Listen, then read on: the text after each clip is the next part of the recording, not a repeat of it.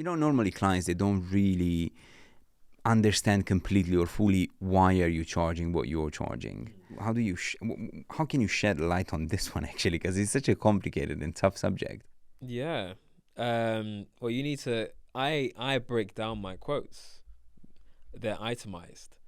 Some people, I guess, would give just a figure. I'm assuming everyone's priced it up for themselves and worked it out, and they haven't gone, oh, this is this amount of money, and hope that they can make it work. But I break it down so they can see all the elements. Whether the client understands or not, sometimes it's probably better they don't. They can see the amount of people involved and the amount of equipment involved. Um, Maybe it's good sometimes to educate the clients on how much things cost. If the camera package is worth £100,000 and they think it's worth £1,000, I then don't you're think gonna they have have a any problem. knowledge of it. You're gonna have a problem based on thinking, why is it gonna cost this much? Because clients, there's so much misconceptions about the film world from a client point of view that doesn't understand it. Like an iPhone can shoot 4K. That 4K is not the same 4K as an ARRI camera, but then to bore them with the details of exactly, the differences is too tedious, isn't it? Mm. So just trying to show them the prices of things and you know, explaining your work, how much it is for the client is good. But obviously you don't want to bore them, do you? And then make them feel way out of their depth and go to someone else. So it's the balance of explaining but then wrapping it up as a package, like low, medium and high, and showing them clear differences of what these things are worth. Like I enjoy when I don't do this often now, but when I was doing more direct to client work, I do enjoy the art of upselling. And you replicate your costs to the client. You don't make up the cost. You say, if you want this, some people just roll it in and then say, for example, you make a shoot and you've got a budget for the shoot. Sure, we want a drone shot now, and they just throw it in. But no, I'm itemizing it. I'm saying, if you want this drone shot, it costs this much money because you've paid for the equipment, you've paid for the expertise. You might need another person in to fly it, whatever.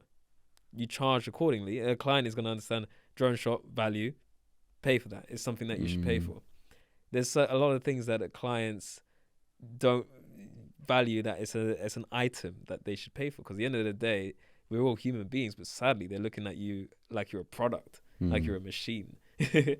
Like the time of editing, DITing, even little things that they don't understand or factored in, you just have to itemize it. And I feel that at some point clients don't really appreciate our industry enough, and especially now, this day and age where digital marketing and creative content, it's everything for a business per se, to get themselves out there from that perspective. I mean, still even in this stage, still not appreciated enough.